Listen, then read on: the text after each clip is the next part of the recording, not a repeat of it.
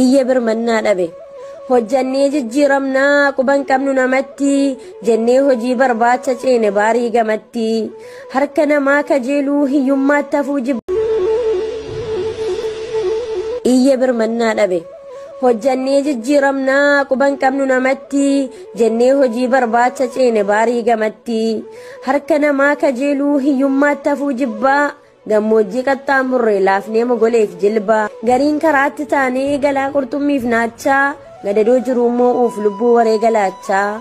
deemsaan koomee ciccinnee aduu saafaa waadamaa bibirrataas geenye qabamuudhaaf gaadamaa garuu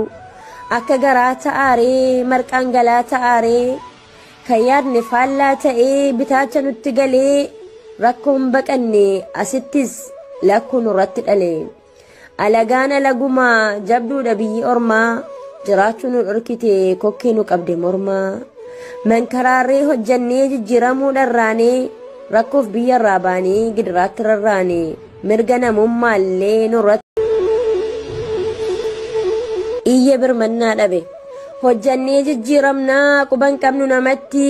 jennee hojii barbaacha ceene baarii gamatti harka namaa kajeeluu hiyyummaatti hafuu jibbaa gammoojjii qaxxaamurree laafnee mogoleef jilbaa gariin karaatti taanee galaa qurxummiif naachaa gadadoo jiru immoo uuf lubbuu waree galaachaa deemsaan koomee ciccinnee aduu saafaa waadamaa bibirrataas geenye qabamuudhaaf gaadamaa garuu akka garaa ta'aaree marqaan galaa ta'aaree kan yaadne faallaa ta'ee bitaacha nutti galee rakkoon baqanne asittis lakkuu nurratti dhalee alagaan alagumaa jabduudha biyyi ormaa jiraachuu nu dhorkite kokkee nu qabde mormaa mankaraarree hojjannee jijjiiramuu dharraanee rakkoof biyyarraa baanee gidiraatti rarraanee mirga namummaallee nurratti sarbanii